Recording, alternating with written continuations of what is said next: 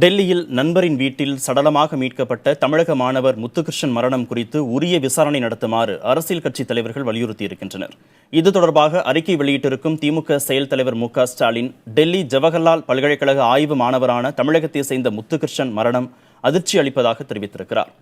இதற்கு முன்பு திருப்பூர் மாணவர் சரவணன் உயிரிழந்த நிலையில் உயர்கல்வி பயிலச் செல்லும் தமிழக மாணவர்களின் மரணம் தொடர்வது கவலை தருவதாக ஸ்டாலின் தெரிவித்திருக்கிறார். இதுபோன்ற மரணங்களை தடுக்க மத்திய அரசு பாதுகாப்பு ஏற்பாடுகளை செய்ய வேண்டும் என்று வலியுறுத்தியிருக்கும் அவர், முத்துகிருஷ்ணன் மரணம் குறித்து உண்மையை வெளிக்கொண்டு வர சிபிஐ விசாரணை நடத்த வேண்டும் என்றும் தெரிவித்திருக்கிறார். தமிழக வாழ்வுரிமை கட்சித் தலைவர் வேல்முருகன் வெளியிட்டிருக்கும் அறிக்கையில், மத்திய பாரதிய ஜனதா ஆட்சியில் தமிழர்களுக்கு பாதுகாப்பு இல்லை என்று தெரிவித்திருக்கிறார். அடுத்தடுத்து உயர்கல்வி மாணவர்களின் மரணத்தால் தமிழகம் அதிர்ச்சிக்கு உள்ளாகியிருப்பதாக அவர் தெரிவித்திருக்கிறார்.